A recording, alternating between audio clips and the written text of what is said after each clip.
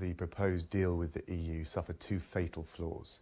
The first one is the rather predatory terms being proposed by the EU, which I feel would threaten the integrity of the United Kingdom.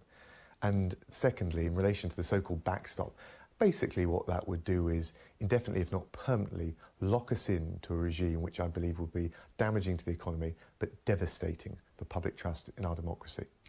And just in terms of your rather short tenure as Brexit Secretary, have you ever really been in control of these events in terms of the negotiation, or has it really been run by Ollie Robbins and Number 10, and is that not part of the problem here? Well, I think it's always a team effort, and I've got no criticism to make of any of our brilliant civil servants that have been involved. Ultimately, it comes down to the political leadership that we've got, and I've got huge respect for the Prime Minister, and in fairness, she's always given me the opportunity to feed in my advice very candidly. So I'm not actually complaining about the process, but when push comes to shove, at this historic juncture for the country on such a big decision, we've got to get it right. For the reasons I've given, I think this would be a terrible deal for the United Kingdom, and I would urge the Prime Minister and the Cabinet to think again. And you just talked about political leadership.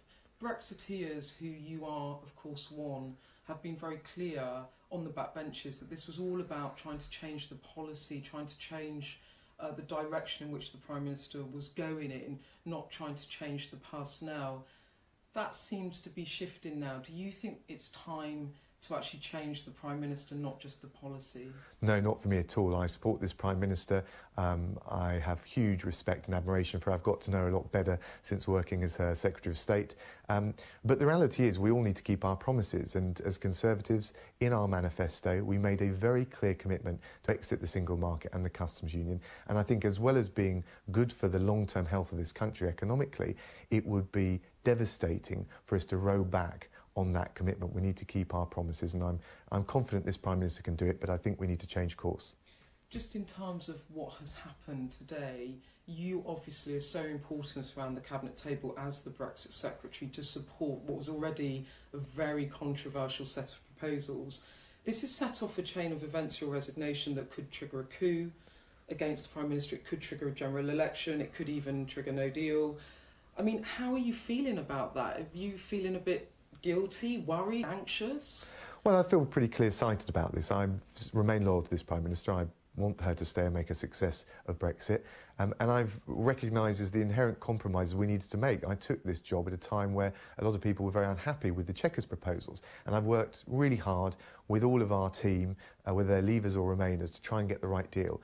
But because we've got to the end game and the final terms being proposed are flawed in the two key respects that I've set out, I don't think it will be good for the long-term health of the country, economically or democratically, to accept this deal. And I think in good conscience I couldn't be the Brexit Secretary to take it across the line. But Mr Raab, just in terms of your message about changing the policy, not the leader, Julian Smith, the Chief Whip, out of Downing Street this morning on camera said to one of my colleagues that the Prime Minister will not be bullied, and she will not change course. Okay, it's pretty emphatic. She's not going to change course. So what happens now?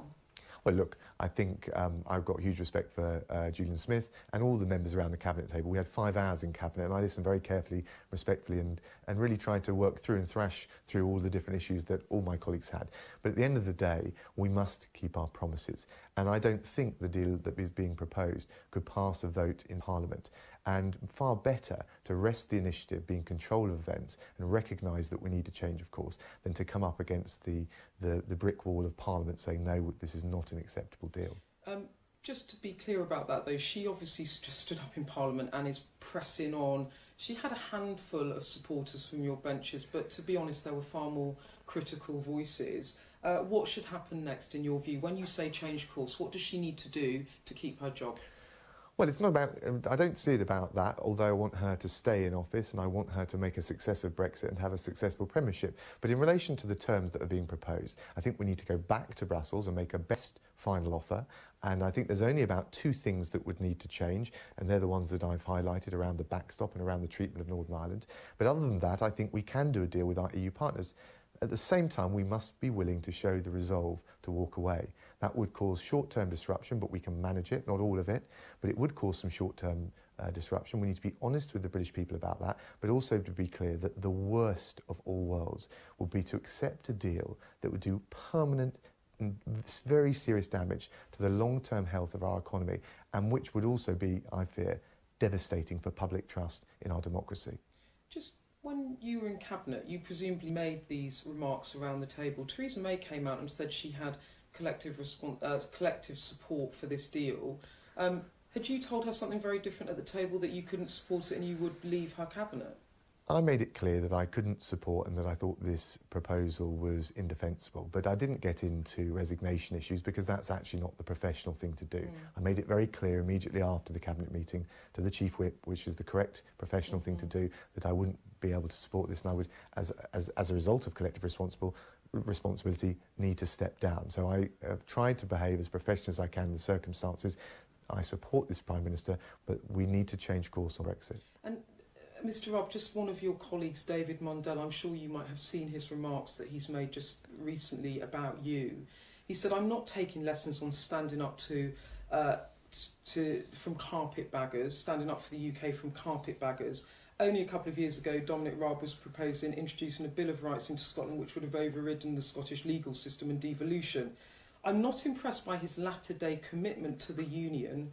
I'm sure it is more about manoeuvring for leadership." What do you say to Mr Mundell? Well, I don't get into the business of name-calling or criticising other people that have got different views. I suspect actually on the substance David Mundell rather agrees with some of the fears that I've got around the threat to the Union, but he's right to make his case in the way that he feels is the right one for the country and the right one for Scotland, which is, he's of course the Scottish Secretary, and I'm just not going to get drawn into name-calling or personalised attacks. I've never done it throughout my period as an MP, and I don't intend to start now. Just a couple more things, because so much has happened today. In the Commons today, Jacob Rees-Mogg asked the Prime Minister whether it was time for him to tender a letter to Sir Graham Brady to trigger a vote of confidence in the Prime Minister. What do you say to colleagues who are thinking about tendering letters for a vote of confidence? I think we need to support this Prime Minister in getting Brexit over the line and making a success of Brexit. So I don't want to be part of any of that sort of discussion or debate. My only concern at this critical juncture for our country, a historic crossroads, is to get Brexit right. And what I'm worried about is that the long-term health of our economy and our democracy will be severely damaged by the deal and the proposed terms on the table. Do you think there will be a vote of confidence before the day is out? No, I don't, but I don't think at the same time that the deal that we are proposing, or that the government is proposing, can get through Parliament. And it's far better to be in control of events and take the initiative and recognise that this is not a good deal for the UK, go back to Brussels and show the resolve that I'm afraid at points has been lacking in this negotiation process. Mr Raab, just finally, the way I'll be frank with you, the way I see this is partly that you see that the Theresa May ship is sinking, that she can't get her deal through her Cabinet, she can't get it through Parliament, and you've jumped off that sinking ship and you've jumped onto a lifeboat and you're going to run for leader. Is that part of the calculation? No, it's got nothing to do with the calculation. In fact, if you look, I took the job in July when the Chequers proposals had just been published, and a lot of people criticised me at the time for saying it would never get through Parliament. But I was committed, and I remain committed, to fighting for a good deal for this country, a good, successful Brexit, and I wanted to do that for as long as it was a plausible and credible option.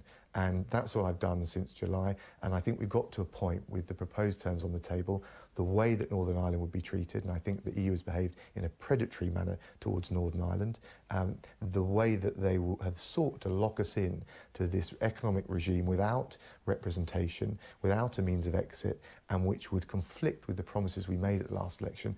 I think that would be devastating for public trust in our democracy. It is for those reasons and those reasons alone that I've had to, in good conscience, step down.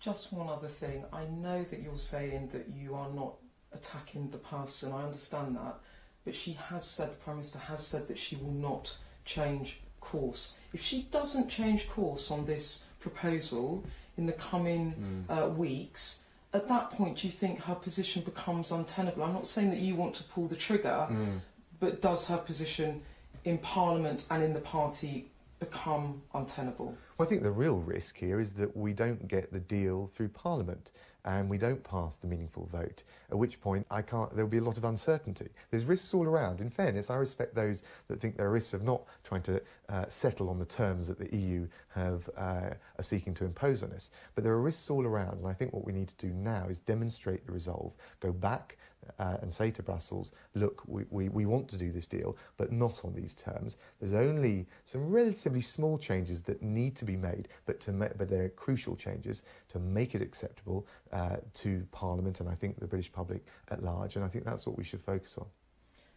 Do you think she will be Prime Minister then on Brexit Day next year? I certainly hope so, and I'll be supporting her to make a success of Brexit and make a success of her premiership. But hope is different from confidence, right? Well, I don't know. I can't predict. There's tumultuous, uncertain times. But in terms of what I want and what I can control, I certainly want to support her getting Brexit over the line. But she must change course because the terms that we're being offered are effectively enough. Well, Dominic.